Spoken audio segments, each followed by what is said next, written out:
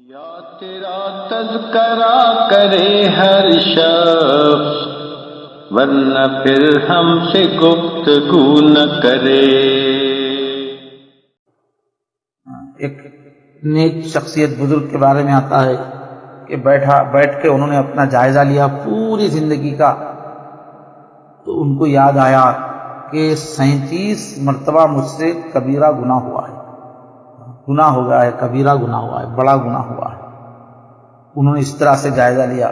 آج ہم اپنی زندگی کا جائزہ لیں تو ہم کو یاد بھی نہیں ہے کہ زندگی میں کتنی مرتبہ کبیرہ گناہ ہے۔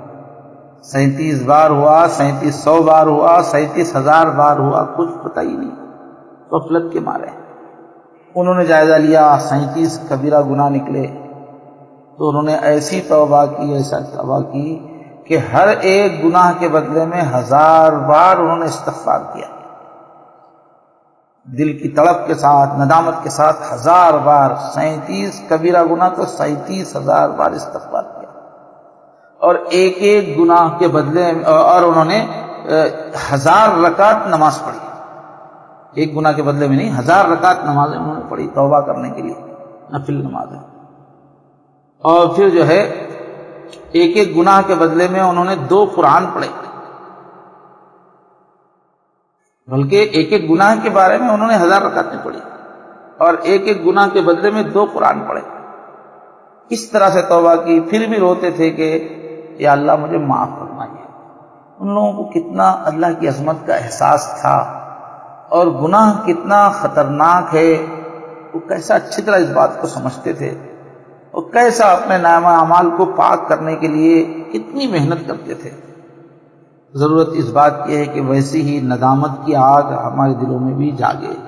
صحابہ کرام کیسی ان کی زندگی نیکیوں سے بھری ہوئی تھی، اللہ کے نبی کے ساتھ مل کر انہوں نے کیسے بڑے بڑے کارنامے انجام دیے، بھوکے رہے، پیاسے رہے، جسموں کو تھکایا، جانوں کی قربانیاں دی، رشتہ داروں کی قربانیاں دی، خوف کو دیکھا، جنگوں کو دیکھا، سب کچھ قربان کیا۔ اس کے باوجود بھی اللہ کی دلوں میں ایسی عظمت تھی، آخرت کی ایسی فکر تھی کہ روتے رہتے تھے اپنی معافی کے لیے، اپنی معافی کے لیے روتے رہتے تھے۔ حضرت عمر رضی اللہ عنہ، جن کے بارے میں اللہ کے نبی صلی اللہ علیہ وسلم نے فرمایا کہ میرے بعد اگر کوئی نبی ہوتا تو حضرت عمر ہوتے، کتنی اونچی ان کی شخصیت تھی، ایسے حق کے چاہنے والے، اور گناہ سے، غلطی سے ایسے نفرت کرنے والے کہ حضور نے فرمایا کہ جس گلی میں عمر جائیں اس گلی سے شیطان بھاگ جاتا ہے۔ اتنا غلطیوں سے بچنے والے، غلطیوں سے نفرت کرنے والے، اور ان کے ذریعے سے سارے عالم میں اسلام پھیلا۔ اس وقت کے جو 2 سپر پاور ہیں وہ ان کے ہاتھ پہ فتح ہوئے، کہاں اسلام نہیں پھیلا۔ اس کے باوجود ان کو اطمینان نہیں ہوتا تھا کہ میں اچھا ہوں، روتے رہتے تھے، ان کی آنکھوں کے پاس آنسوں کے نشان بن گئے تھے۔ پہلی صف میں کھڑے ہو کے نماز پڑھاتے تھے مسجد نبوی میں، اس وقت بہت بڑی مسجد ہو گئی تھی، ہزاروں لوگ ہوتے تھے، آخری صف تک ان کے رونے کی آواز آتی تھی۔ اتنا رونے کے باوجود وہ بچوں کو، جہاں کوئی بچہ مل گیا، معصوم بچے مل گئے، تو ان سے بولتے تھے ذرا آپ لوگ میری مغفرت کی دعا کرو بچوں، اس لیے کہ بچے بے گناہ ہوتے ہیں اور ان کی دعا قبول ہونے کا امکان زیادہ ہے، تو وہ بچوں سے اپنی معافی کی دعائیں کراتے تھے، حالانکہ ان کی زندگی میں گناہ ہی کہاں تھے۔ حضرت ابو ہریرہ رضی اللہ عنہ، جن کی اتنی بڑی قربانیاں ہیں کہ اللہ کے نبی صلی اللہ علیہ وسلم کی حدیثیں جمع کرنے کے لیے، اللہ کے نبی کا علم امت تک پہنچانے کے لیے وہ بھوک پیاس کا، کھانے کا کچھ انتظام کیے بغیر ہر وقت حضور کے پاس پڑے رہتے تھے۔ بھوک نہ ہونے کی وجہ سے کئی بار وہ بے ہوش ہو جاتے تھے، کھانے کے لیے نہیں ہونے کی وجہ سے بے ہوش ہو جاتے تھے، لیکن انہوں نے دین کی خدمت نہیں چھوڑی، علم دین کو جمع کرنا نہیں چھوڑا، اور پھر ان کے ذریعے سے کتنا حضور کی حدیثیں عام ہوئی ہیں۔ لیکن ان کو بھی ایک غم لگا رہتا تھا، آخرت کی فکر رہتی تھی، توبہ توبہ توبہ کی تڑپ ہوتی تھی۔ وہ بھی بچوں کو جمع کر کے کہتے تھے بچوں میرے لیے معافی کی دعا کرو، اور بچوں سے بولتے تھے کہ میں معافی کی دعا کرتا ہوں، تم لوگ آمین کہو۔ تو یہ دن جو ہے میرے بھائیو توبہ کے دن ہیں، اور یہ عمل ایسا ہے اللہ کو بہت پسند ہے. بندہ جب توبہ کرتا ہے تو اللہ کو بہت پیار آتا ہے. فرمایا التائب من الذنب کمن لا ذنب لہ.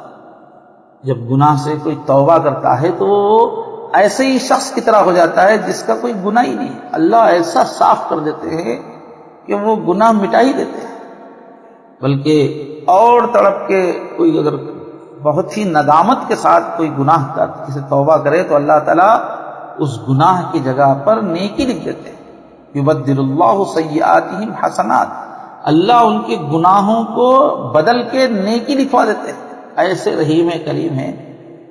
جرم کو معاف کرنا یہی بہت بڑی بات ہے، لیکن اللہ اتنے بلند ہیں کہ نیکی کی جگہ جتنا بڑا گناہ تھا اتنی بڑی نیکی لکھوا دیتے ہیں. اور اللہ چاہتے ہیں کہ میرے بندے میرے سامنے روئیں، توبہ کریں، کیونکہ اللہ کی صفت ہے معاف کرنا. جب ہم توبہ کریں گے تو ہی تو اللہ معاف کریں گے. تو اللہ چاہتے ہیں میرے بندے معافی مانگیں اور میں معاف کروں. چنانچہ حدیث شریف میں ہے کہ روزانہ صبح اللہ تعالیٰ دونوں اپنے ہاتھ پھیلاتے ہیں، آؤ میرے بندو، تاکہ جو رات میں جس سے گناہ ہوئے ہیں صبح میں معاف کر دوں. اور روز شام ہوتی ہے تو اللہ اپنے دونوں ہاتھ پھیلاتے ہیں، آگے بڑھاتے ہیں کہ آؤ میرے بندو، جن سے دن میں گناہ ہوا ہے توبہ کرو، میں معاف کر دوں گا. اور کوئی توبہ کرتا ہے تو اللہ تعالیٰ کو اس بندے سے بہت محبت ہو جاتی ہے اور اللہ تعالیٰ اس سے بہت خوش ہوتے ہیں. بخاری شریف میں، مسلم شریف میں مضبوط حدیث ہے کہ توبہ والے سے اللہ کتنا خوش ہوتے ہیں. فرمایا کہ اگر صحرا میں کسی کی اونٹنی گم ہو جائے جس پر اس کا پانی بھی، توشہ بھی، سب کچھ اس پہ تھا، اب اس کی اونٹنی گم ہو جائے تو اس کا کیا حال ہوتا ہے. کیونکہ عربستان میں بہت بڑے صحرا ہیں، اگر اونٹ گم ہو جائے تو پھر دور دور تک پانی ملنے کا کوئی امکان ہی نہیں ہوتا تھا. اونٹنی کا گم ہونا گویا پورا مرنے کی، یقینی طور پر مرنے کی علامت ہوتا تھا. تو کسی کی اونٹنی گم گئی تو یوں سمجھو اس کی زندگی چلی گئی. تو وہ آدمی کتنا غمگین ہوگا، کتنا حیران پریشان ہوگا. حضور نے اس کی مثال دی کہ صحرا میں اگر کسی کی اونٹنی گم ہو گئی اور وہ پریشان ہو کر وہ بہت دیر تک اس کو ڈھونڈتا رہا، تلاش کرتا رہا، یہاں تک کہ تھکار کر جب تلاش کرنے کی طاقت بھی ختم ہو گئی تو ایک درخت کے نیچے موت کے انتظار میں پڑ گیا. تھکان کی وجہ سے تھوڑی آنکھ لگی اور جیسی آنکھ کھلی تو دیکھا کہ اونٹنی پورے سامان کے ساتھ، توشے کے ساتھ سامنے کھڑی ہوئی ہے. تو کتنی اس کو خوشی ہوتی ہے. خوشی میں اس نے کہا کہ اے اللہ میں تیرا رب، تو میرا بندہ. اس طرح سے اس نے اللہ سے مناجات کی کہ اس کو اپنے الفاظ کا ہوش نہیں رہا. اے میرے رب تو میرا رب کہنے کے بجائے میں تیرا رب اس نے کہا. اتنا اس کو اپنے الفاظ پہ بھی قابو نہیں رہا، اتنی خوشی ہوئی. تو اونٹنی ملنے پر اس بدو کو جتنی خوشی ہوئی اس سے زیادہ خوشی اللہ تعالیٰ کو اس وقت ہوتی ہے جب کوئی گناہگار بندہ گناہ چھوڑ کے آ جاتا ہے، گناہ چھوڑتا ہے، اللہ کی ناراضگی کا راستہ چھوڑتا ہے، توبہ کرتا ہے، پلٹ کے آتا ہے. تو ہم پلٹیں گے اپنے رب کی طرف، اللہ کو بہت پیار آئے گا. بہت اونچا عمل ہے توبہ کرنا، اللہ کے خوف کا اظہار کرنا.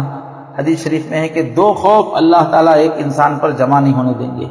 جو دنیا میں اگر اللہ سے خوف کر کے توبہ کر رہا ہے اس کو قیامت کے دن کا خوف نہیں ہوگا، عذاب کا وہاں معاملہ اس کے ساتھ نہیں ہوگا. حشر کے دن وہ بے خوف ہوگا.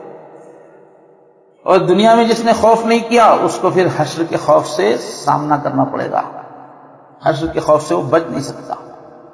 اس وجہ سے ہم لوگ بڑی امیدوں کے ساتھ، ایک طرف ندامت بھی ہو، دوسری طرف امید بھی ہو، اللہ تعالیٰ سے ہم دعا کریں. اللہ تعالیٰ بڑے سے بڑے گناہوں کو بھی معاف کرنے والے ہیں اگر ہم سچی ندامت کے ساتھ اگر توبہ کریں. اور حضور نے ادب یہ بتایا ہے کہ تنہائی اختیار کی جائے. لہو مجالس یخلو کے حدیث الفاظ آتے ہیں کہ جس کو توبہ کرنا ہے وہ تنہائی میں بیٹھے، اکیلا ہو جائے. اور ایک حدیث میں ہے کہ 2 رکعت نماز پڑھ لے توبہ کی نیت سے، اور پہلے دیکھے کہ کسی کے واجبات اور حقوق تو میرے اوپر نہیں ہے، مالی حقوق، تو ان کو ادا کرنے کی نیت کر لے پہلے.